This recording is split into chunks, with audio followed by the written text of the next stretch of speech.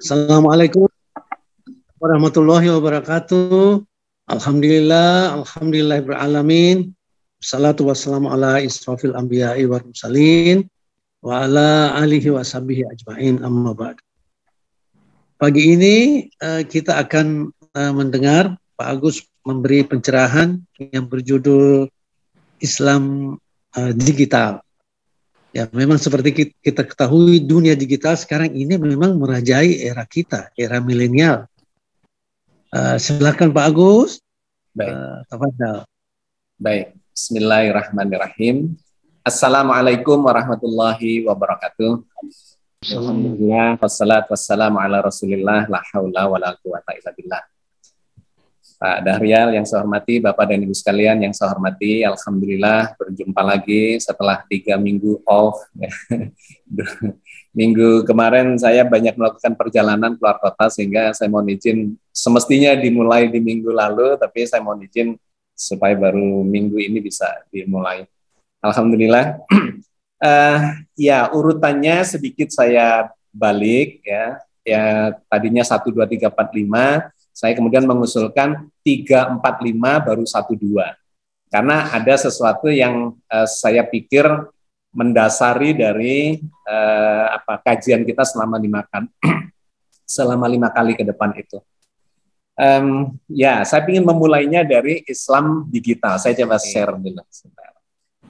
Oke, Bapak dan Ibu sekalian, ini adalah salah satu buku saya yang tergolong terbaru dikarenakan saya menulis ini setelah melakukan ya semacam kontemplasi bahwa di era milenial ini sesungguhnya kita harus banyak mengubah cara kita dalam memahami agama ini. Tidak bisa tidak, kita harus mengikuti segala macam yang berkembang di peradaban digital ini karena cara-cara lama itu ternyata mengalami tabrakan ya dengan umat, terutama umat yang milenial. Jadi kalau kita masih menjamani dua-duanya di zaman masih tradisional atau konvensional dengan era yang berkembang sekarang mengarah kepada segala macamnya digital, dan kita menyaksikan betapa banyaknya pergeseran terjadi yang disebut sebagai disrupsi. Pergeseran-pergeseran di segala macam aktivitas, ya, budaya, cara belajar, bahkan profesi-profesi, pekerjaan, segala macam itu demikian banyak terjadi perubahan yang itu membawa konsekuensi nanti kaitannya dengan cara kita memahami agama ini.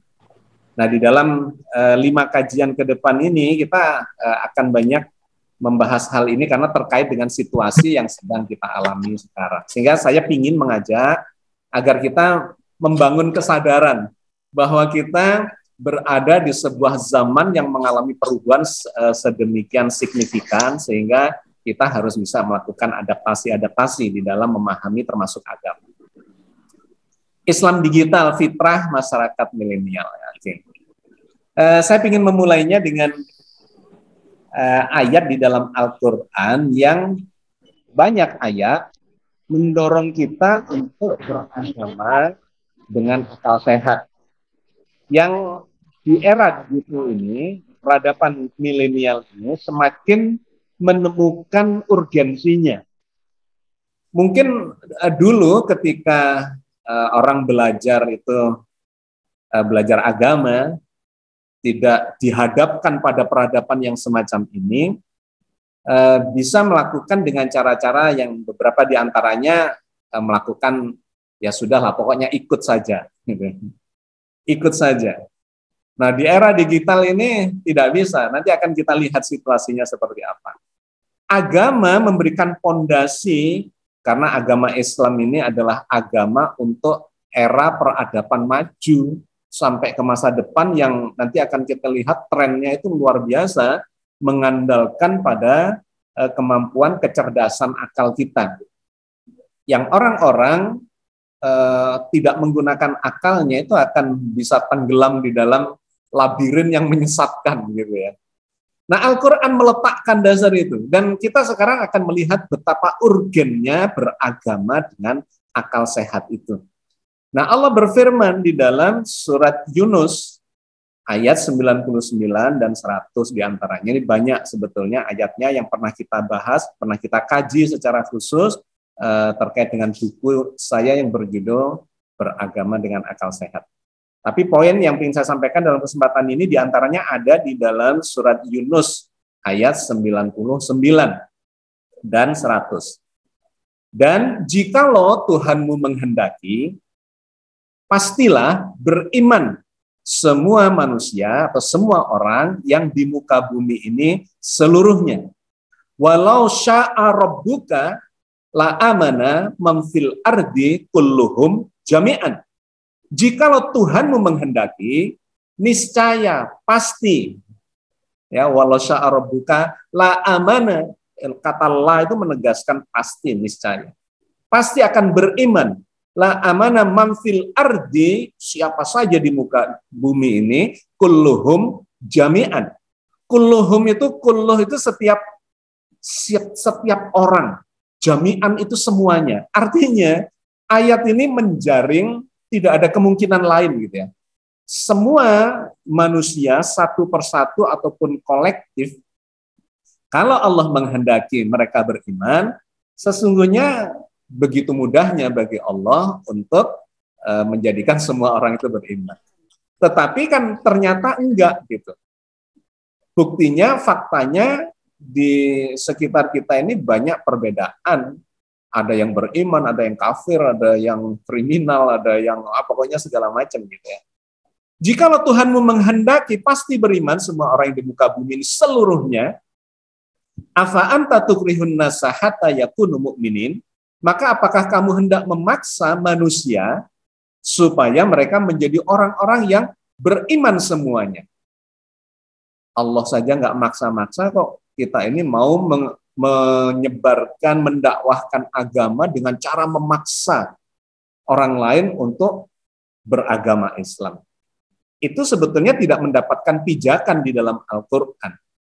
Ini kalau dikembangkan sangat menarik sesungguhnya kalimat ini saja, bahwa agama Islam ini tidak mungkin dikembangkan, didakwahkan secara paksaan.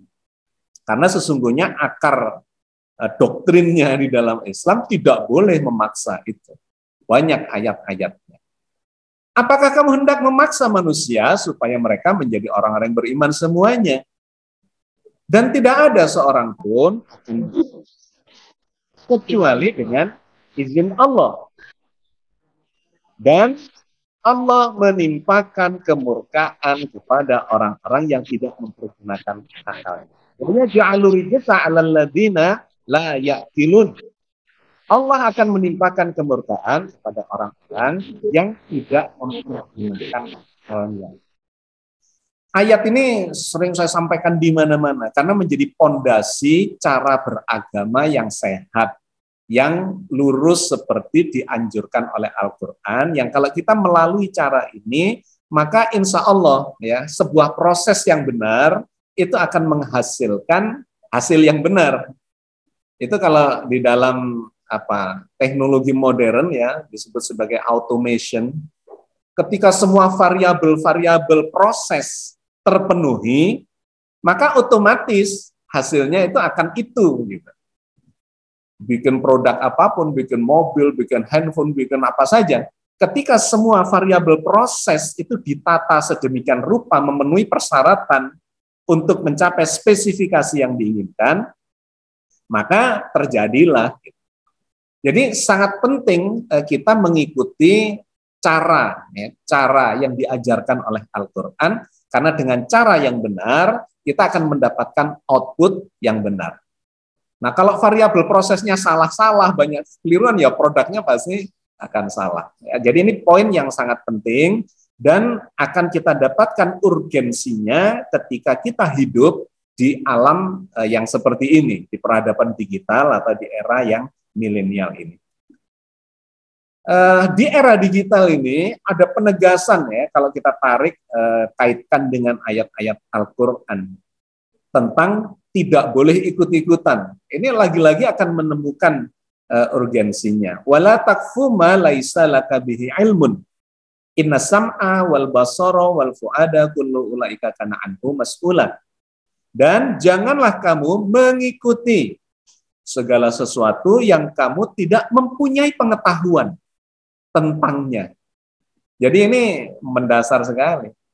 Kita ini tidak boleh melakukan sesuatu dengan asal-asalan, ikut-ikutan, anut grubyuk katanya, atau orang Madura bilang norok buntai, pokoknya ngikut aja. Kata si A begini, si B begitu.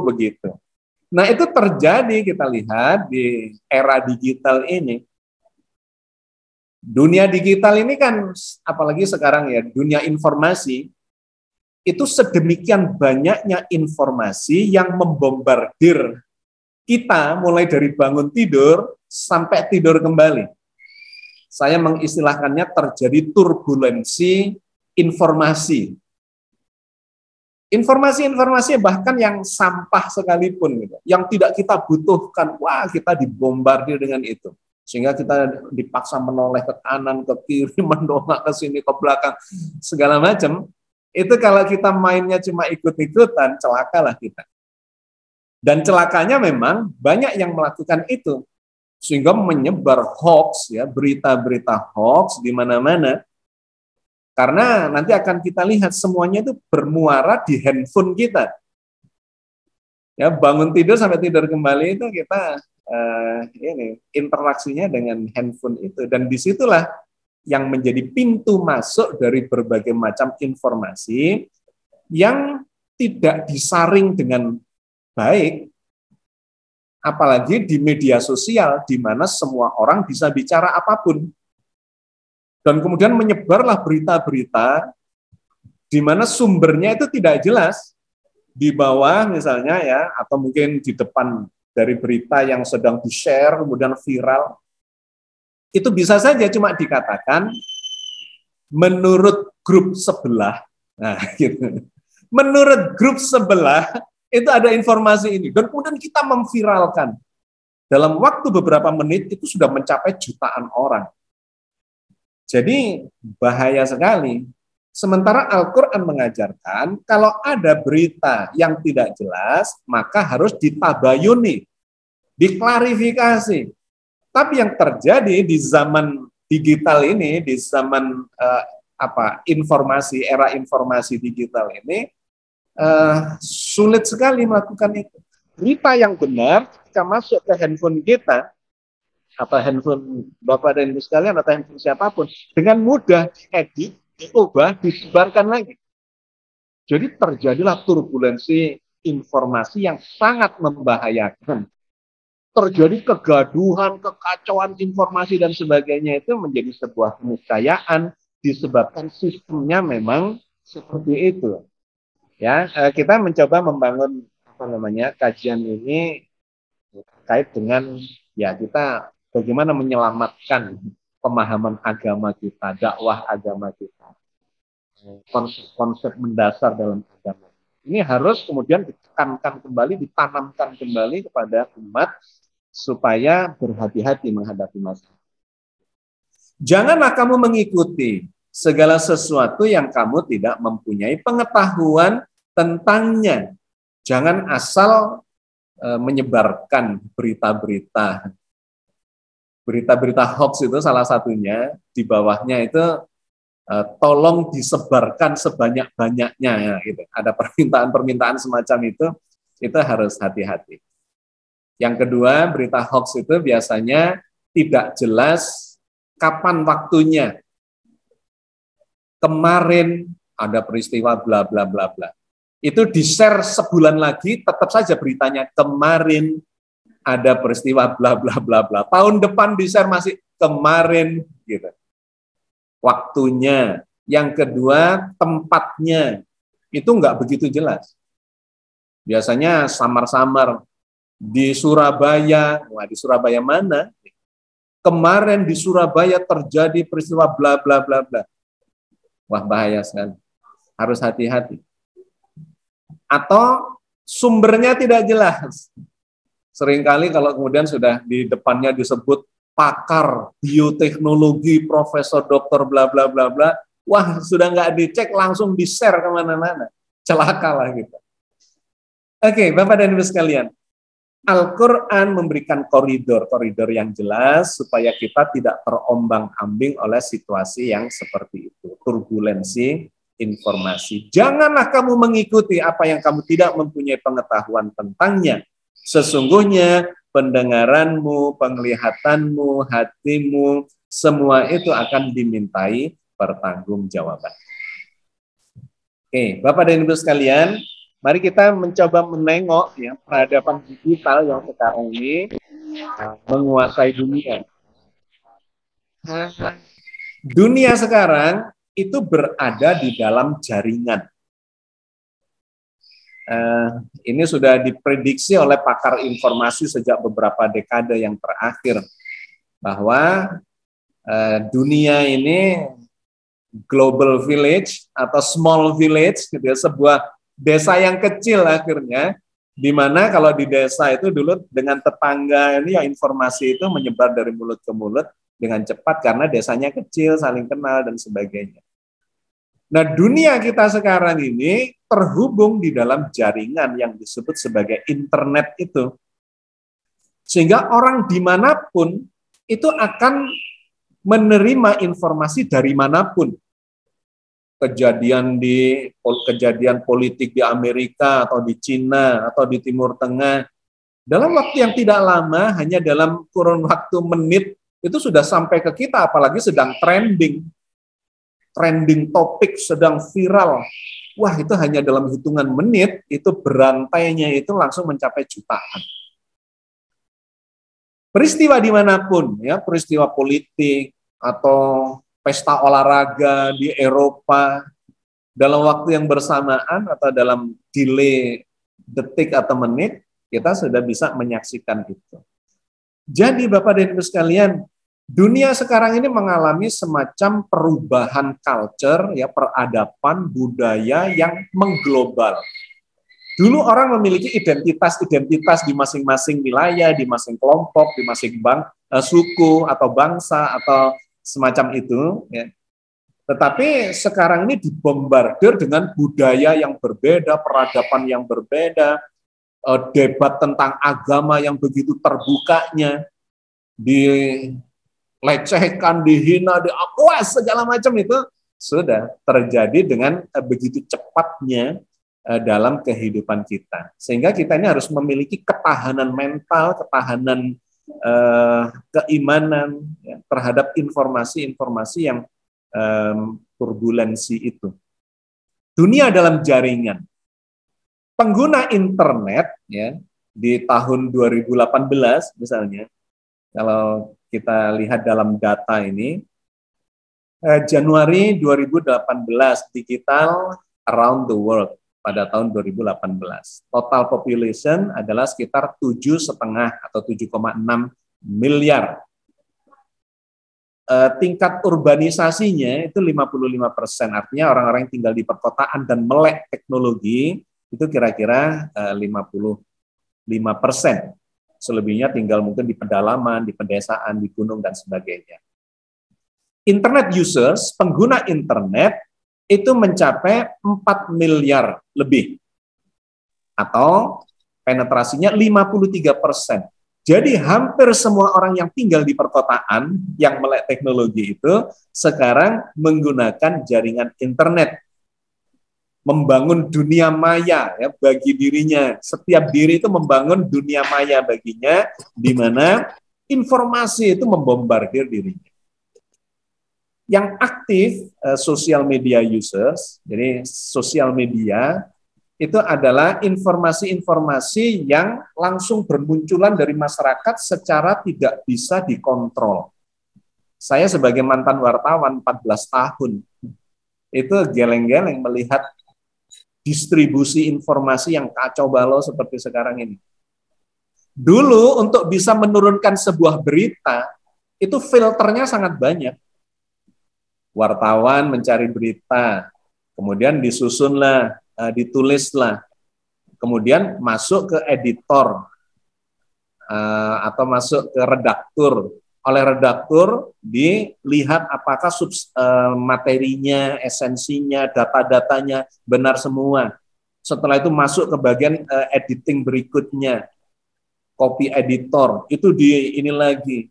Kemudian, jadi ada tahapan-tahapan sebuah berita itu ditampilkan apa tidak. Karena konsekuensinya akan sangat panjang bagi sebuah perusahaan media, bisa di-bredel dan seterusnya dan seterusnya. Tetapi sekarang kita ini bisa mendapatkan berita macam apapun, model apapun, mulai dari yang paling sampah, ya, yang paling buruk sampai yang sangat kredibel, dengan begitu mudahnya berseliweran di sekitar kita. Dan itu muncul dari media sosial. Karena setiap orang itu bisa menjadi wartawan sekarang, bisa menjadi wartawan, kejadian apapun, ya, dan kemudian bisa diedit-edit. Handphone kita, smartphone kita ini, itu sudah bisa melakukan berbagai macam editing yang dulu tidak bisa dilakukan oleh setiap orang. Sekarang foto bisa diedit, video bisa diedit, berita-berita begitu mudah diedit, dan sebagainya, dan sebagainya. Nah, itu penetrasinya adalah 42% pengguna sosial media ini. Jadi, Bapak dan Ibu sekalian bisa melihat nih, potensi terjadinya miskomunikasi, misinformasi, misunderstand, dan sebagainya itu sedemikian dahsyatnya sesungguhnya. Kemudian, unique mobile users. Orang yang menggunakan handphone secara unik. Artinya, identitasnya jelas. Jadi, Bapak dan Ibu sekalian, pemilik handphone dengan identitas tunggal itu adalah sekitar 5 miliar. Penetrasinya adalah sekitar 68% dari populasi. Sedangkan aktif mobile social users, pengguna yang sosial media tetapi lewat handphone, itu penetrasinya 39%. Oke. Saya ingin tunjukkan beberapa data untuk membangun kefahaman dan kesadaran kita. Itu di tahun 2018. Tahun 2020, overview of global internet use, penggunaannya meningkat. Berapa peningkatannya? Kira-kira 8% per tahun. Atau sekitar 350 juta per tahun, orang itu semakin masuk ke dunia komunikasi digital itu. Total number of global internet users sekitar 4,5 miliar dari sekitar 7,6 atau 7,7 penduduk dunia.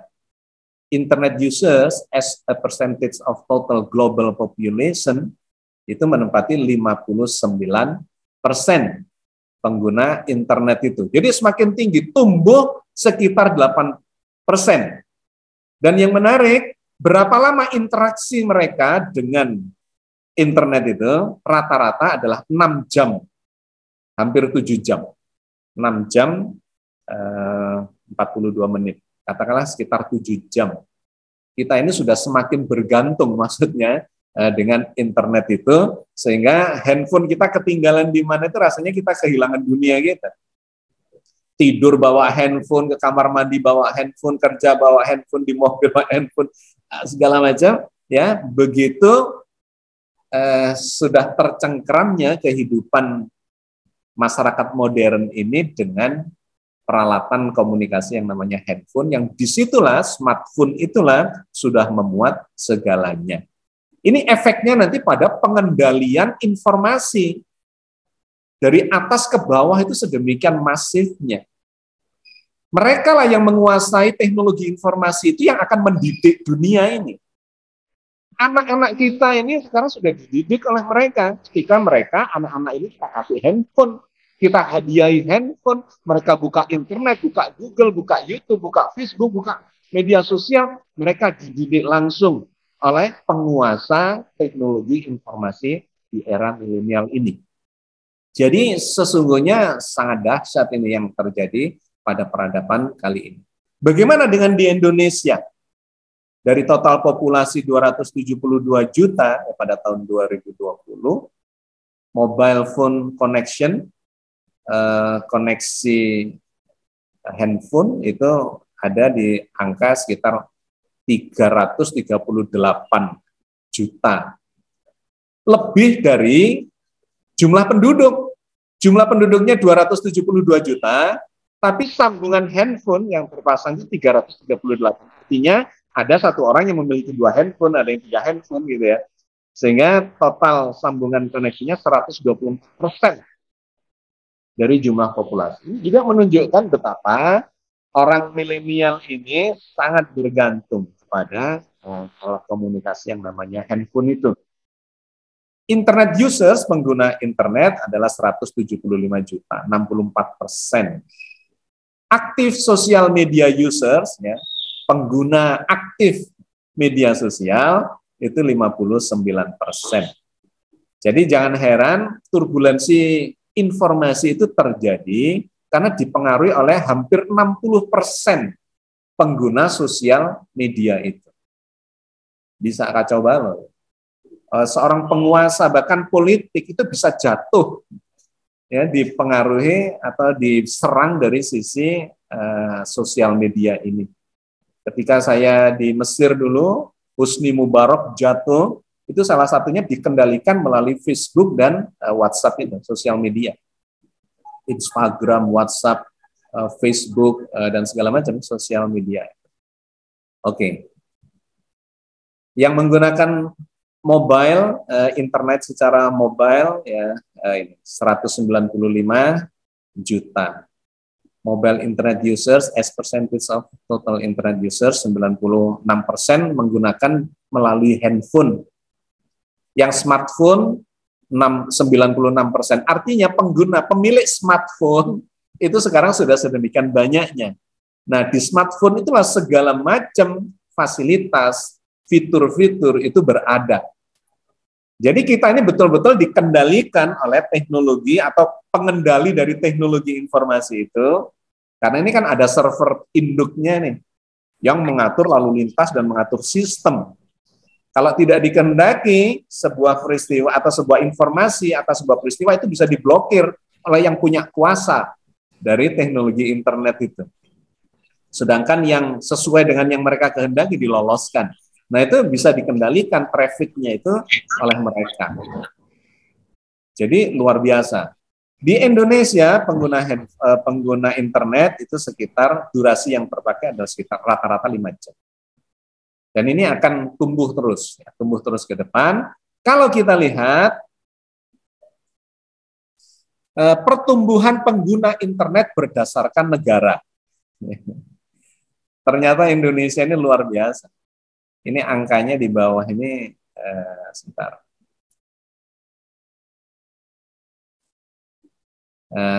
50% lebih.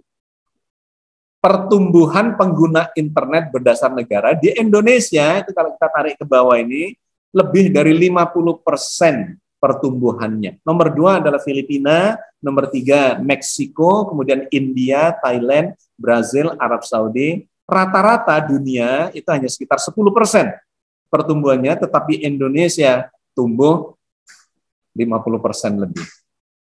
Jadi kita siap-siap mengalami disrupsi, pergeseran budaya, peradaban, segala macam ya, profesi, segala macam itu karena efek ini. 10 media sosial yang paling besar tahun 2020 adalah Facebook. Ini penggunanya 2,5 miliar interaksi ya. Ini dalam bulan April saja terjadi interaksi 2,5 miliar. Facebook, nomor 2 YouTube, nomor 3 WhatsApp. Inilah 3 besar itu.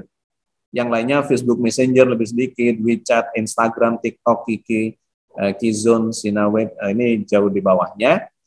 3 besar itu perubahan dunia ini, perubahan mindset manusia, perubahan budaya, dan segala macam itu dikendalikan melalui Facebook, melalui YouTube, dan melalui WhatsApp. YouTube dan WhatsApp itu seimbang. Facebook ini ke depan akan semakin mengerikan ya kalau Bapak Ibu mengikuti si Mark Zuckerberg sebagai pendiri dan CEO dari Facebook. itu akan membangun sebuah sistem yang lebih maju lagi, di mana nanti di Facebook itu dunia maya itu akan dibikin seperti dunia nyata. Kita akan diarahkan untuk menggunakan kacamata 3 dimensi, dan kemudian di sana kita bisa menciptakan apa saja, menciptakan pekerjaan yang benar-benar menghasilkan uang, membuat perusahaan, membuat toko, dan segala macam, ya, karyawan-karyawan diciptakan berdasar kerjasama dengan orang-orang yang juga hadir di dunia maya itu. Bahkan bisa menciptakan sosok-sosok yang super dan sebagainya, di mana kita akan betul-betul seperti hidup di dalam dunia maya itu, karena kita bisa dapat penghasilan, bisa dapat hiburan, bisa dapat belajar studi apapun dan sebagainya, akan mengarah ke sana. Jadi betul-betul ada yang mengatakan gila ini. Ke depan ini perkembangan teknologi digital, dunia maya, dunia informasi akan semakin menggila. Nah, wilayah sosmed Januari 2019, ya, social media penetration by region, ini adalah seperti ini. Di Northern America 70%, ya, di sana adalah pengguna sosmed. Di Eropa 67%. Dan seterusnya, ya, di South Africa 66%. Kalau kita tarik ke kawasan Southeast Asia, termasuk kita, Asia Tenggara, termasuk Indonesia, adalah 61%. Itu adalah pengguna sosmed yang sangat besar, selain Amerika Utara dan di Amerika. Ya, kita termasuk pengguna sosmed yang sangat besar, dan ini menjadi data-data bagi, ya, pengendali dunia maya itu. Bapak dan Ibu sekalian, itulah data-data yang secara sepintas saya sampaikan untuk memberikan gambaran kepada kita suasananya atau kondisinya di era milenial ini, bahwa sistem informasi itu sudah sedemikian bisa dikontrol oleh satu kekuatan besar di balik itu. Nah, bergantung lantas siapa yang menguasai itu.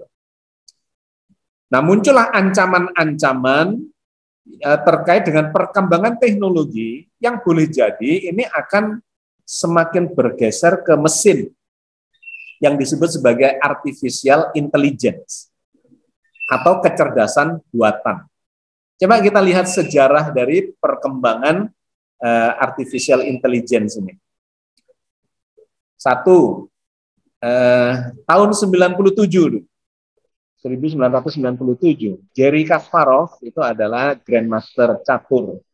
Kalah main catur oleh komputer IBM yang dinamai Blue. Ini manusia yang jenius dalam bidang catur, Grandmaster, sudah bisa dikalahkan oleh komputer. Tahun 97. Yang kedua, juara dunia kuis Brad Rutter dan Ken Jennings kalah oleh komputer Watson buatan IBM tahun 2011. Diadu nih, kuis, tebak kuis, kalah manusia sudah dengan komputer. Yang ketiga, Apple membuat program Siri. Mulai dari iPhone 4S, saya dulu pernah punya iPhone 4S, itu generasi pertama, ada program namanya Siri, yang dia bisa menjadi asisten pribadi kita. Kita bertanya apapun akan dijawab oleh dia dengan data-data yang valid. Mulai dari hal-hal yang remeh, misalnya, hello Siri, saya lagi lapar nih, pingin makan, restoran terdekat yang enak di mana? Dia langsung keluar datanya semua, 1, 2, 3, 4, 5, ini jaraknya sekian kilo menunya ini jaraknya sekian kilo menunya ini.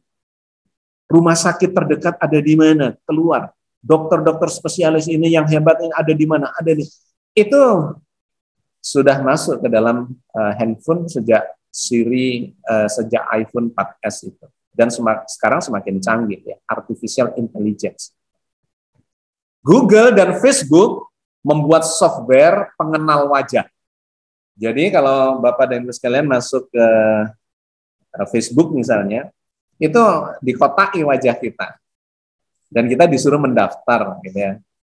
ada 10 orang lagi foto bersama, dikotaki semua, dipetaki, dan kemudian kita memasukkan nama itu. Ini adalah Agus Mustafa, ini adalah Dahrial, ini adalah siapa-siapa, bla bla bla bla begitu ya. Kita ini setiap saat menginput data-data pribadi kita dan pribadi teman-teman kita dan siapapun menjadi big data dari pemilik atau pengendali teknologi informasi itu. Setiap saat ini kita setor nama. Jadi seluruh dunia ini, nama kita sudah terdaftar di sana, tanggal lahir sudah, nama anggota keluarga kita, profesi kita, bahkan kebiasaan kita sehari-hari, bangun tidur ya, ngelihat buka website apa, buka akun apa, itu langsung terekam. Kita sedang mencari produk apa, lagi cari mobil atau lagi cari sepeda motor atau lagi cari rumah atau lagi cari makanan, lagi cari apa, itu sudah langsung terinput ke dalam sistem jaringan internet itu, di Google, di Facebook, di WhatsApp, di mana-mana. Dan mereka terus mendapatkan input data itu yang menjadi bagian dari pertimbangan mereka untuk melakukan apa, memprogramkan apa. Bapak Ibu, kalau kita sedang misalnya nih, lagi mencari makanan lewat online, maka tidak lama kemudian, kalau kita membuka media sosial atau mungkin Facebook atau Instagram atau apapun ya, iklan-iklan yang datang ke kita itu ya terkait dengan aktivitas kita itu. Iklan-iklan makanan muncul terus gitu. Kalau kita minggu ini, hari-hari ini sedang mencari kendaraan bermotor misalnya, maka datanglah iklan-iklan kendaraan bermotor terus gitu. Kenapa begitu? Ya karena mereka mendeteksi bahwa kita dalam beberapa hari ini sedang membutuhkan sesuatu, maka berdatanganlah itu. Jadi secara bisnis ya, itu sudah sampai ke sana. Dan secara politik pun itu juga ke sana. Sekarang ini data-data media sosial, data-data dari semua yang ada di internet itu yang dimiliki oleh mereka ditawar-tawarkan kepada perusahaan untuk membangun pasarnya, bahkan ditawarkan kepada lagi pemilihan presiden ya. Gini loh, kalau Anda ingin menang, profil pemilih Anda itu adalah misalnya gitu. Laki-laki usia sekian sampai sekian itu sekian persen, wanita sekian persen yang tinggal di Jakarta, sekian persen di Makassar, sekian persen di Surabaya dan sebagainya, itu datanya komplit.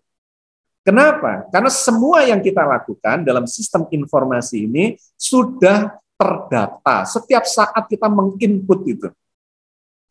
Jadi, wah luar biasa ya. Kita ada dalam cengkraman dunia informasi itu. Oke, itu kalau dibahas jadi bisa jadi satu sesi tersendiri. Yang kelima, smart shopping. Sekarang orang shopping itu lebih smart katanya. Tidak lagi datang ke tempat untuk berbelanja, tetapi cukup online. Maka bermunculan aplikasi bisnis, bahkan intelijen. Yaitu dari situ semua.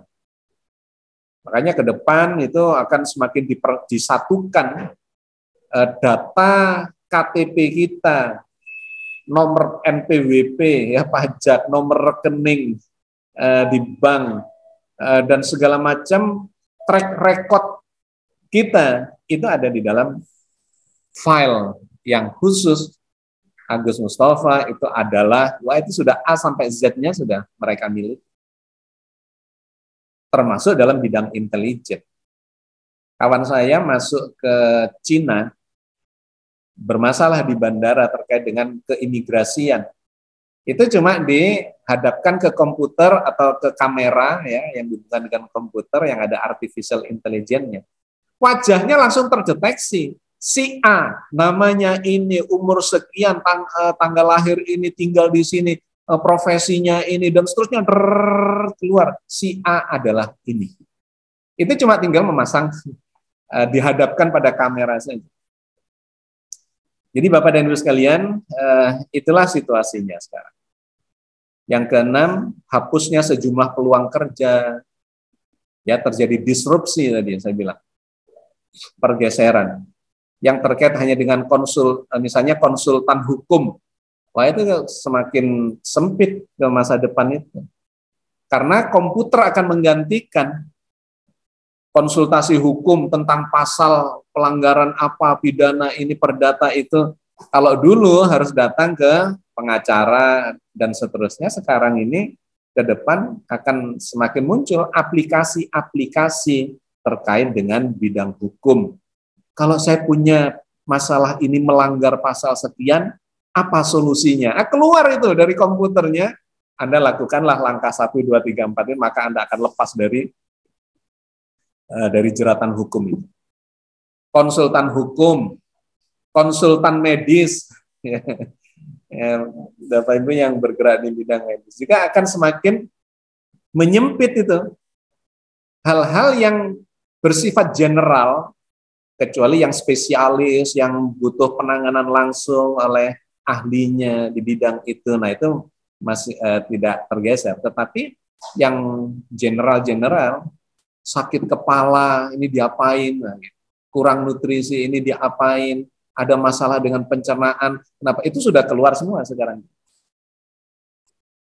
Medis, bisnis-bisnis di bidang lainnya sudah berguguran. Bisnis di mal-mal mulai berguguran, ya. Taksi yang dulu ini diganti taksi online.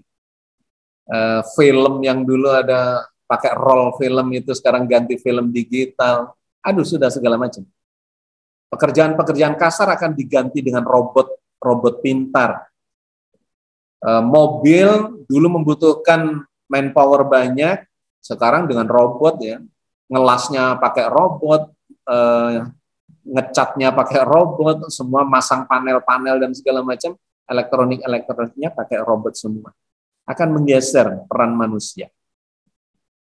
Yang ketujuh, ancaman artificial intelligence pada peradaban terkait dengan sejumlah kelemahan desain, teknologi, karya manusia, termasuk persenjataan, itu semuanya akan memanfaatkan teknologi artificial intelligence itu. Perang ke masa depan adalah perang artificial intelligence dan seterusnya, ya.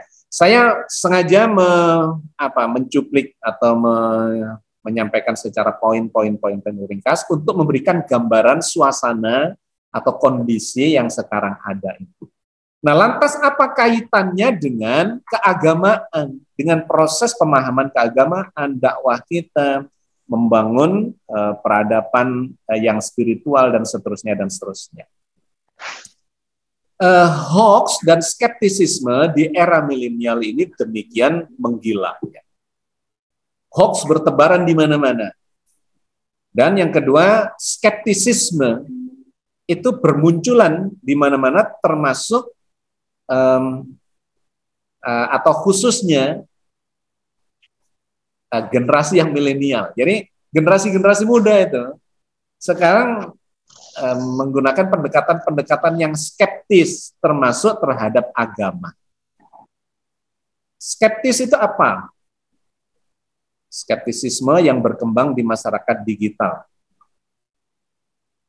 Skeptisisme adalah cara berpikir yang tidak gampang percaya. Kenapa? Ya karena banyak hoax. Kita lihat informasi mengalami turbulensi yang tidak bisa diprediksi dan banyak penipuan, banyak segala macam. Penipuan di bidang keuangan, di bidang perbankan, di bidang segala macam itu demikian meruyaknya. Itu akan mendidik masyarakat untuk tidak gampang percaya. Sehingga setiap kali awalnya kita akan terjebak begitu, ya. Tetapi dengan proses yang terjadi terus-menerus, kita mendapat pelajaran bahwa kita tidak boleh gampang percaya. Efeknya ini nanti sampai pada agama. Jadi orang dengan mudah akan meng-cross-check sekarang ini. Seorang dai berbicara tentang masalah A. Dengan gampangnya sekarang ini dicek, apa betul dia mengatakan datanya itu tentang A itu. Apa betul hadisnya. Sekarang ada online hadis, ya, secara online. Sahih Bukhari, Sahih Muslim, dan seterusnya. Bisa dicek di situ. Diadu antara hadis dengan hadis. Dulu orang awam tidak bisa melakukan itu dan kemudian hanya mengikuti saja apa kata kiainya, apa kata ustadznya, apa kata gurunya dan sebagainya. Sekarang enggak.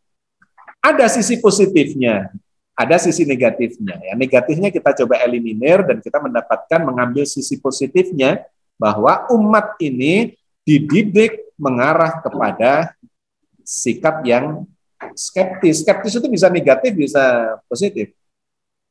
Perkembangan sains dan teknologi itu dimulai dari skeptisisme. Benarkah ada gravitasi? Benarkah bumi ini memiliki gaya gravitasi? Jadi dimulai dari pertanyaan-pertanyaan seperti itu. Di mana pembelajaran agama dulu itu tidak begitu. Nggak boleh kita berpikir, benarkah Tuhan itu ada? Benarkah malaikat itu ada? Benarkah jin itu ada? Benarkah Nabi Musa itu ada? Kok tidak tercatat dalam sejarah? Benarkah? Itulah yang terjadi sekarang pada masyarakat milenial. Cara berpikir yang skeptis. Harus logis. Yang tidak logis, ditolak. Nggak masuk akal, nggak logis. Harus rasional. Data-datanya, analisanya. Harus ada bukti empirik. Mana buktinya? Suatu ketika waktu saya di Mesir, kemudian saya melakukan perjalanan ya dalam sebuah buku yang bestseller yang judulnya Ekspedisi Sungai Nil. Saya melakukan perjalanan 5.000 kilo menyusuri Sungai Nil dari Sudan, perbatasan Mesir dengan Sudan di selatan, sampai ke bagian paling utara dari Mesir di kawasan Laut Mediterania di kota Alexandria. Menyimpang juga ke Gurun Sinai, naik ke Gunung Sinai, tempatnya Nabi Musa mendapatkan wahyu Taurat dan seterusnya. Itu menarik kalau kapan-kapan mau kita bahas. Banyak situs-situs sejarah yang banyak disebut-sebut di dalam Al-Quran. Nah, yang saya ingin ceritakan adalah ketika saya menulis dalam perjalanan itu, saya sedang berada di kota Abu Simbel misalnya. Saya muat di Facebook ya, itu dimuat di grupnya koran Jawa Pos waktu itu dalam puluhan di koran-koran daerah dan seterusnya. Salah satunya saya share di Facebook saya. Audiens itu langsung ngecek, Pak Agus berarti sedang di posisi di koordinat sekian lintang utara, sekian lintang selatan, ya, sekian bujur barat timur. Itu langsung mereka bisa ngecek dengan menggunakan Google Map, dengan Google Earth. Bapak dan Ibu sekalian, itulah yang terjadi sekarang pada anak-anak muda kita. Bahwa segala sesuatu itu harus logis, harus rasional, dan harus ada bukti-bukti. Kalau itu nggak ada, ditolak. Siapapun yang ngomong, itu arahnya akan ke sana. Jangan heran, ini nanti akan kita bahas dalam episode yang berbeda, muncullah skeptisisme yang mengarah kepada ateisme. Kepada ateisme. Kenapa anak-anak muda sekarang ya di luar negeri sana dan kemudian juga banyak merembet ke anak-anak muda Indonesia yang belajar studi di luar negeri ketularan jadi ateis. Itu dikarenakan ini. Banyak dai-dai kita, mubalek kita, ilmuwan muslim kita tidak bisa menjawab apa yang mereka pertanyakan. Misalnya yang nanti akan menjadi kajian kita tentang roh. Mana ada buktinya roh itu? Saya sempat debat itu dan jadi satu buku itu yang nanti akan kita bahas dalam sesi yang berbeda. Mana ada itu takdir? Bagaimana cara membuktikan dan sebagainya? Itulah cara berpikir masyarakat milenial ya, atau generasi milenial, khususnya generasi Y dan Z yang lahir di tahun 90-an, tahun 2000-an. Wah, itu cara berpikirnya sudah seperti itu. Maka ateisme dan agnostisisme tumbuh dan berkembang. Karena agama didakwahkan secara dogmatis dan doktrinal. Nggak cocok buat masyarakat milenial. Karena itu saya merintis pendekatan-pendekatan yang saintifik, tasawuf, tapi tasawufnya modern, berdasarkan pada pendekatan-pendekatan yang ilmiah, yang logis, rasional, yang empirik. Tidak bisa tidak. Di era milenial itu harus dilakukan. Bahkan kepada anggota keluarga kita, kepada anak-anak kita atau anak didik kita, mereka akan bertanyanya mengarah ke sana. Nah, kalau kita tidak kuat di data, kita akan diketawain oleh mereka. Ini loh, gitu. Mereka bisa menunjukkan dengan gampang data-data. Dakwah Islam di era milenial ini harus menggunakan cara-cara yang milenial pula, dengan akal sehat, yang kemudian saya formulasikan sebagai Islam digital itu. Ya, jadi bagus. Islam apa sama? Ya, beginilah penjelasannya. Di era digital kita harus mengikuti sistem digital yang ada. Bahkan Quran pun sekarang ya Quran digital. Tidak kalah itu dengan para hafiz Quran, para pengguna teknologi Quran digital itu. Misalnya nih diajak berlomba cepet-cepetan, ayat tentang malaikat ada berapa di dalam Al-Quran? Oh, itu bisa yang menang yang pengguna Quran digital. Dia cuma searching saja kata malaikat di dalam Al-Quran, tulis malaikat baik dalam bahasa Indonesia terjemahannya ataupun dalam teks aslinya malaikat, keluar itu seluruh ayatnya, jumlahnya sekian. Itulah teknologi digital. Sambungannya ayat ini dengan ayat itu bagaimana? Diksi ini ada di ayat apa saja misalnya. Wah, itu sekarang digital. Ngaji digital, tidak lagi seperti itu. Oke, ya. Jadi Bapak dan Ibu sekalian, itulah kondisinya sekarang. Di samping kemudian bertebaran hoax di mana-mana. Jadi harus sangat hati-hati. Setiap hari itu ada hoax. Bahkan karena saya tinggal di Surabaya misalnya ya, ada JP ini adalah Jawa Pos, itu sampai membuka satu rubrik hoax. Bahwa ada berita A, itu hoax. Berita B, itu juga hoax. Berita C, nah itu juga hoax. Itu butuh klarifikasi yang sekarang ini Google itu juga memberikan fitur untuk itu, analisa hoax. Apakah gambar ini benar ataukah editan? Itu sekarang bisa dicek. Video ini editan atau itu sudah bisa dicek. Karena sekarang ini kan semakin mengerikan, program-program aplikasi itu bahkan bisa misalnya nih, suaranya Presiden Obama ditiru persis. Ya. Wajahnya direkonstruksi secara digital dan kemudian suaranya direkonstruksi secara digital, kemudian dia bisa di semacam rekaman yang real bahwa Obama itu mengatakan bla bla bla bla. Padahal enggak gitu. Wah, itu kan ngeri, situasinya seperti itu. Nah, maka ya ini harus kita sadari bersama. Bisa cross check melalui Google Images atau Hoax Analyzer. Masyarakat pengguna internet ya lantas positifnya menjadi semakin pintar. Kita dipaksa untuk itu. Jangan mudah menyebarkan berita yang tidak jelas sumber dan asal-usulnya. Ya, kita menjadi bagian dari penyebaran hoax.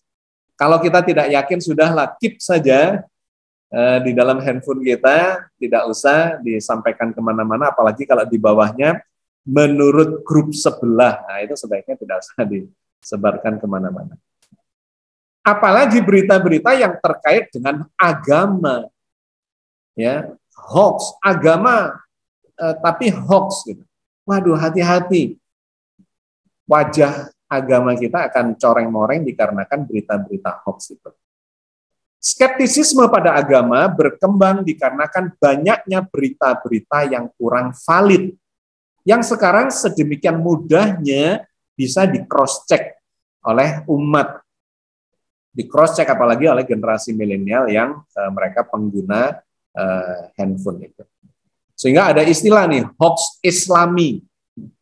Saking banyaknya hoax yang bertebaran itu. Misalnya, contoh, ada berita, video nih, Pangeran Bandar Khalid bin Abdul Aziz bunuh diri di Bandara Inggris. Memang muncul berita-berita selain video itu bahwa Pangeran Khalid bin Abdul Aziz ini meninggal. Ya, tetapi ternyata bukan di bandara Inggris itu. Jadi di situ digambarkan ada seseorang bertubuh tinggi besar melompat dari lantai atas kemudian jatuh dan meninggal, bunuh diri. Ternyata setelah dicek itu bukan Khalid bin Abdul Aziz itu, melainkan adalah orang lain, warga Amerika, namanya Kill Phillips, di bandara juga bukan bandara Inggris tapi bandara Atlanta. Tetapi itu sudah terlanjur menyebar dan memberikan cap negatif. Wong Pangeran Khalid bin Abdul Aziz, pangeran dari negara Islam kok mati bunuh diri. Wah, jadi berita viral. Ternyata setelah dicek, oh bukan. Jadi begitu mudahnya maksud saya, video pun itu bisa diedit-edit. Yang kedua, ada viral lagi, pakar genetika Israel, Profesor Robert Guillem, masuk Islam karena jejak biologis di dalam rahim seiring masa idah 3 bulan. Wah, ini viral juga di kalangan Islam. Ada profesor dari Israel, pakar genetika, masuk Islam. Wah, tentu saja menghebohkan. Karena image-nya Israel adalah musuh Islam. Tetapi ini masuk Islam dikarenakan apa? Menemukan kebenaran. Ada jejak biologis dalam rahim, katanya. Kalau seseorang itu melakukan hubungan biologis, maka jejaknya katanya bertahan sampai 3 bulan. Karena itu masa idah itu 3 bulan. Wah, ini hoax lagi. Kenapa? Dicari itu nama Profesor Robert Guillem, nggak ada. Apalagi masuk Islam, nggak ada. Nah, tetapi sudah terlanjur viral kemana-mana. Dan bangga orang Islam dengan adanya berita itu. Ini loh, kebenaran Islam, katanya. Tapi diketawain oleh orang-orang yang mereka tahu bagaimana cara mendeteksi berita itu hoax apa enggak. Yang ketiga, ada berita astronot Neil Armstrong dan Sunita Williams masuk Islam karena mendengar azan dan melihat Mekah bersinar dilihat dari luar angkasa. Ini juga berita hoax. Neil Armstrong itu sudah meninggal, tapi sebelum meninggal dia sempat mengcounter berita bahwa dia masuk Islam, apalagi mendengar azan di bulan katanya. Enggak pernah katanya. Tetapi diberitakan Neil Armstrong masuk Islam. Apalagi Sunita Williams, ini astronot dari India, wanita, dikatakan masuk Islam karena melihat kota Mekah bersinar, dilihat dari luar angkasa. Juga hoax. Sampai sekarang tetap dia beragama Hindu, dan dia mengatakan enggak benar, berita itu adalah berita hoax. Tetapi di kalangan umat Islam bangga dengan berita-berita yang seperti ini. Yang keempat, bumi berputar, berotasi disebabkan oleh orang bertawaf, berdasar ungkapan Profesor Lawrence E. Joseph dan hasil penelitian dari 15 universitas terkemuka dunia, katanya. Begitu dicek, nggak ada itu. Siapa itu Prof. Lawrence E. Joseph juga enggak, 15 universitas itu yang mana saja juga enggak. Apalagi bumi berputar dikarenakan orang bertawaf. Ya sama sekali tidak masuk akal. Kenapa? Karena tawaf itu kan ritual haji yang baru diajarkan oleh Nabi Ibrahim. Kira-kira 2000-3000 tahun sebelum Masehi. Baru ribuan tahun yang lalu. Padahal bumi ini berputar sudah 4,5 miliar tahun yang lalu. Pada saat awal bumi tercipta, dia sudah mulai berotasi dan berevolusi. Ya. Itu bukan sama sekali dikarenakan oleh orang bertawaf. Nah, jadi banyak hal-hal yang berlebihan, yang hoax seperti ini beredar di kalangan umat Islam, sehingga dikenal sebagai hoax Islami. Ada lagi, suara jeritan manusia dari dalam perut bumi, yang kemudian dikatakan bahwa itu adalah orang yang disiksa di dalam neraka, di dalam kubur dan di dalam neraka. Suara jeritan manusia dari dalam perut bumi. Ternyata apa itu? Itu didasarkan pada peristiwa pengeboran oleh Rusia, ya para geolog, pakar geologi Rusia untuk mencari sumber-sumber energi, dibor sekian kilometer, kemudian di situ ada noise frekuensi seperti jeritan orang disiksa. Kemudian beredar di mana-mana, itu loh, di dalam perut bumi ada orang menjerit-jerit itu disiksa di dalam neraka. Lagi-lagi hoax. Yang keenam, Profesor Moses Saron, pakar sejarah Israel, katanya juga masuk Islam. Saya cek videonya, wah, salah besar gitu ya. Justru Prof. Moses Saron ini adalah anti terhadap Islam. Dia pakar sejarah Israel yang juga belajar banyak tentang kesejarahan Islam. Dia melakukan kritik di sana bahwa menurut orang Islam itu semua sejarah sejak zaman Nabi Adam, manusia pertama, sampai sekarang ini adalah sejarah Islam. Nah, lantas dipotonglah oleh pembuat hoax itu. Seakan-akan si Moses Saron ini membela Islam bahwa sejarah manusia ini sesungguhnya semuanya adalah sejarah Islam. Padahal dia sedang mengkritik Islam. Saya cek pada durasi yang lebih panjang, yang lebih komplit gitu ya. Ternyata itu adalah justru kritik dari dia terhadap catatan sejarah Islam. Tetapi kemudian jadi hoax seakan-akan membenarkan Islam. Yang ketujuh, ada viral, katanya UNESCO memberikan piagam perdamaian kepada Islam, karena Islam itu adalah satu-satunya agama yang mengajarkan tentang perdamaian. Wah, saya cek itu ternyata itu hanya olok-olok dari sebuah akun di India sana, di mana itu adalah komunitas pelawak yang membuat olok-olok terhadap Islam, justru dikarenakan ada radikalisme di dalam Islam. Kemudian mereka satir gitu ya, sarkastik dengan membuat piagam secara online dan distempeli UNESCO bahwa UNESCO memberikan penghargaan piagam perdamaian kepada umat Islam. Jadi kacau balau lah. Inilah informasi-informasi, turbulensi informasi yang beredar di sekitar kita, yang kalau kita tidak hati-hati kita akan terjebak kepada hoax ya, yang semacam itu, hoax Islami seperti itu. Nah, Bapak dan Ibu sekalian, ini semakin masuk ke dalam bidang keagamaan, penafsiran-penafsiran yang mengundang sinisme, dikarenakan ya nggak cocok. Misalnya tafsir bumi datar, ya dikritik habis-habisan oleh, dan celakanya banyak umat Islam yang kemudian terlibat di situ sambil menunjukkan ayat-ayat di dalam Al-Quran. Ini loh, Al-Quran itu mengatakan bumi itu datar. Ya dengan gampang sekarang teknologi satelit menunjukkan bahwa bumi itu bulat. Bahkan ya penerbangan lah, baik penerbangan komersial atau mungkin yang lebih tinggi lagi, ada satelit-satelit yang geostasioner, atau apalagi penerbangan luar angkasa membuktikan bahwa bumi itu bentuknya bulat seperti planet-planet yang lain. Islam membolehkan dan mendukung perbudakan, itu celaka.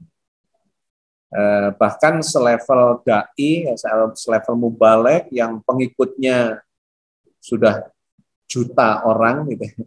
Itu ada yang masih berpendapat bahwa Islam membolehkan dan mendukung perbudakan. Ya, saya counter bahwa nggak benar seperti itu. Penafsiran-penafsiran yang mengundang sinisme. Ada manusia pertama yang terbentuk dari boneka tanah. Ya langsung di cross check dengan pendekatan-pendekatan antropologi, pendekatan geologis, ya fosil-fosil dan sebagainya. Ya tidak ketemu pijakannya. Sehingga penafsiran-penafsiran yang semacam itu harus dikritisi, harus direinterpretasi sesuai dengan dalil dan kenyataan saintifik yang harus difahami. Saya menyebutnya sebagai tafsir ilmiah, gitu, tafsir saintifik. Turunnya Nabi Isa dan Dajjal di akhir zaman. Itu ya juga menjadi kontroversi dan mengundang sinisme. Zulkarnain, siapa itu? Cyrus the Great ataukah Alexander the Great? Hadis tentang lalat dan ruh yang ditiupkan malaikat ke janin dalam usia 120 hari. Ya itu kemudian dikritisi oleh banyak orang-orang yang menunjukkan bukti-bukti empiriknya tidak seperti itu. Jadi Bapak dan Ibu sekalian, oke, ini sudah jam berapa? Jam 9:11. Oke, beberapa bagian saya lewati ya, karena nanti akan menghabiskan waktu. Mungkin lebih baik kita kaji dalam diskusi. Ya, ini sepintas-pintas saja ya, untuk yang berpendapat bumi datar, ya itu sama sekali tidak make sense kalau bentuk bumi seperti ini. Nanti ada kucing gini jatuh entah kemana. Kan. Melibatkan sejumlah ayat mutasyabihat. Misalnya mereka mengatakan, apakah mereka tidak mengamati unta bagaimana dia diciptakan, dan langit bagaimana ia ditinggikan, dan gunung-gunung bagaimana ia ditegakkan, dan bumi bagaimana ia dihamparkan. Nah, kata mereka, nah itu. Wa ilal ardi kaifa sutihat, itu kan bumi bentuknya datar, nah gitu kan. Jadi sorry.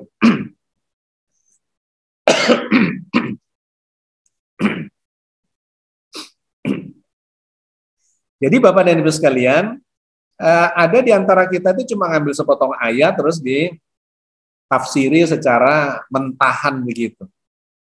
Padahal kan ayat Quran, apalagi ayat-ayat mutasyabihat, itu harus dikombinasikan dengan penjelasan-penjelasan di ayat-ayat yang berbeda. Yang kalau kemudian kita bahas, yaitu menjadi pembuktian-pembuktian yang bersifat empirik, yang sesungguhnya di Al-Quran juga diberikan, itu clue-cluenya tentang apa yang sedang dipermasalahkan. Kapal menghilang di horizon. Kalau kita melihat kapal di di laut, semakin jauh dia akan semakin hilang, tenggelam. Tinggal tiang tingginya atau cerobongnya itu menunjukkan sebetulnya permukaan bumi itu adalah lengkung. Ini tidak saya putar. Ini kalau kita melihat di mana, di Bromo misalnya ya. Di Bromo, saya pernah ngundang kawan saya, Thierry Legault namanya, dari Prancis. Dia adalah ahli astrofotografi yang kemudian mengabadikan pergerakan benda langit. Ternyata pergerakan benda langit itu berputar, melengkung pada porosnya, yang menunjukkan bumi itu bulat gitu ya. Bumi itu berputar. Jadi dia melakukan rekaman pergerakan atau rekaman perputaran bumi secara tidak langsung, ya, karena dia memanteng teleskopnya mengarah ke langit, ke arah selatan dari puncak Bromo itu, ya di sini terlihat atau dari satu ketinggian, ya satu tempat yang tinggi yang menjadi basis dia untuk melihat pergerakan benda-benda langit. Dan memang kemudian terlihat ini, kalau kita lihat nih ya, alam langit itu bergeraknya berputar begini. Seperti ada lintasan orbital yang melingkar. Ini kalau diamati dan dia melakukannya sepanjang malam ya, sampai pagi hari, dia mendapatkan itu garis-garis lintasan ya, yang dia dia dapatkan dalam pengamatannya selama sepanjang malam itu. Nah, ini ada pergerakan begini. Sebentar. Jadi ini arahnya adalah ke kutub selatan atau mengarah ke selatan, di mana bumi ini di sana, di bagian sana itu ada porosnya dari perputaran bumi kita yang bergerak arah sebaliknya dari perputaran langit ini. Sehingga, sebentar ya, saya coba. Nah, ini dia bisa menentukan peta langit, ada benda-benda langit yang namanya. Nah, ini kalau kemudian dibuat pergerakannya, akan gerakannya terlihat melingkar begini. Itu menunjukkan bahwa bumi kita sesungguhnya bulat dan berputar, berotasi pada dirinya sendiri. Gitu ya, dan seterusnya sangat sederhana sebetulnya untuk membuktikan bahwa bumi itu bulat. Bayangan bumi saat gerhana yang lengkungannya melengkung seperti ini ya, gerhana bulan, itu menunjukkan bahwa sebetulnya bumi tertutup oleh bulan tertutup oleh bayangan bumi yang bentuknya bulat, sehingga lengkungannya adalah tidak kotak atau lancip, melainkan ini bulat ini. Atau kalau kita memandang dari ketinggian akan melihat lengkungan bumi misalnya. Atau kalau kita naik pesawat terbang semakin tinggi kita juga akan melihat lengkungan bumi. Apalagi naik Concorde misalnya, kalau naik Concorde pada ketinggian yang 2-3 kali lipat dibandingkan pesawat komersial, kita akan bisa melihat lengkungan bumi itu. Dan seterusnya ya, atau balon udara, balon cuaca yang berkamera yang bisa sampai pada ketinggian yang beberapa kali lipat. Oke. Bagian akhir, merekonstruksi Islam di era digital. Nah, inilah yang kemudian perlu kita lakukan, bagaimana Islam ini difahami di era digital ini, supaya kemudian tidak memunculkan hoax-hoax yang Islami itu, dan kemudian masyarakat milenial bisa mempercayai, ada trust bahwa agama ini adalah agama hebat, agama ini valid, agama ini ajarannya bisa diterapkan dan memiliki dampak yang real dalam kehidupan dan sesungguhnya. Itu mau tidak mau kita ini harus melakukan rekonstruksi. Ada dua, rekonstruksi keimanan dan rekonstruksi keislaman. Rekonstruksi keimanan itu terkait dengan rukun iman. Satu, beriman kepada Allah yang logis dan rasional.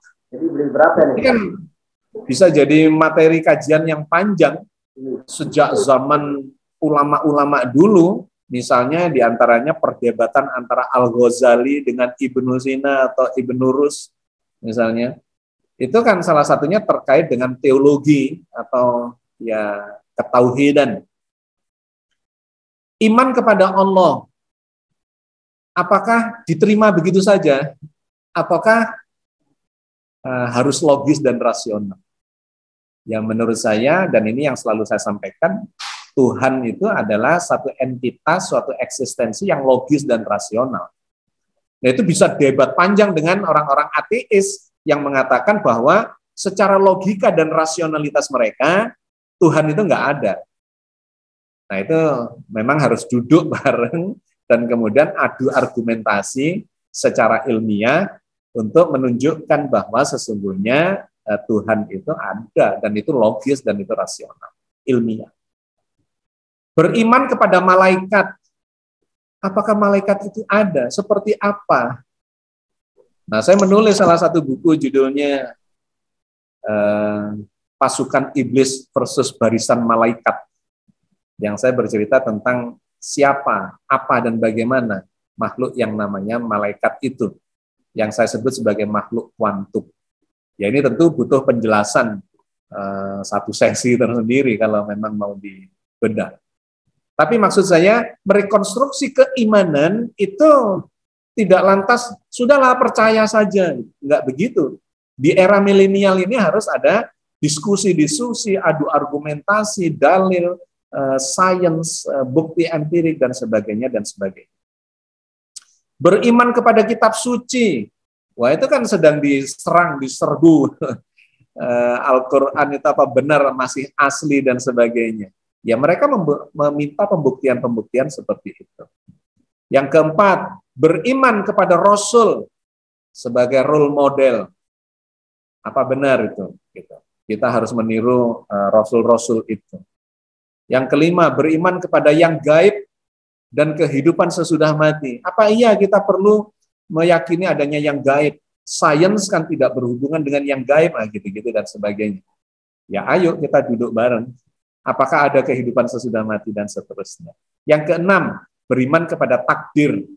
Ya, harus dibahas. Karena orang-orang ateis juga bertanya, Islam itu nggak masuk akal. Masa ada takdir? Masa deterministik begitu kehidupan kita dan seterusnya. Jadi ini harus direkonstruksi ulang. Keimanan di era milenial itu seperti apa? Cara membangun keimanan itu. Dan yang kedua adalah merekonstruksi keislaman.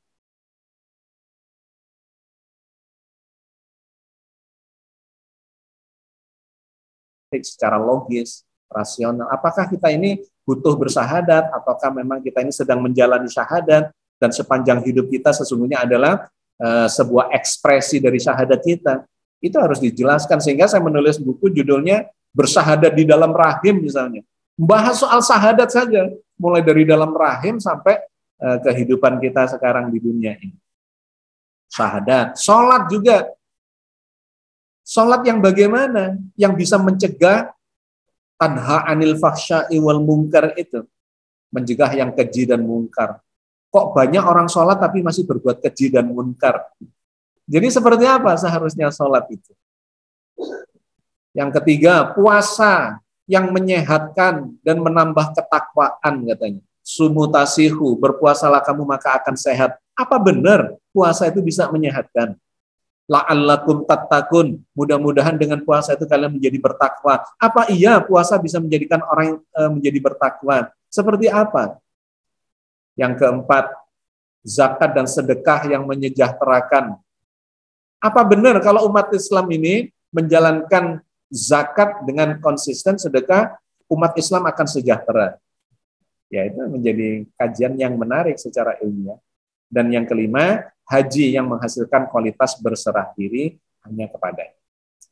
Oke, jadi Bapak dan Ibu sekalian, maka akhirnya kita ini harus memahami agama ini secara saintifik, secara logis, secara rasional, secara empirik, ya, pendekatan dengan pembuktian-pembuktian.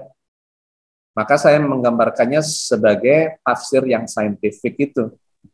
Ada namanya asumsi tafsir, dugaan makna terhadap ayat-ayat secara personal. Jadi kalau saya baca sebuah ayat, saya membangun asumsi.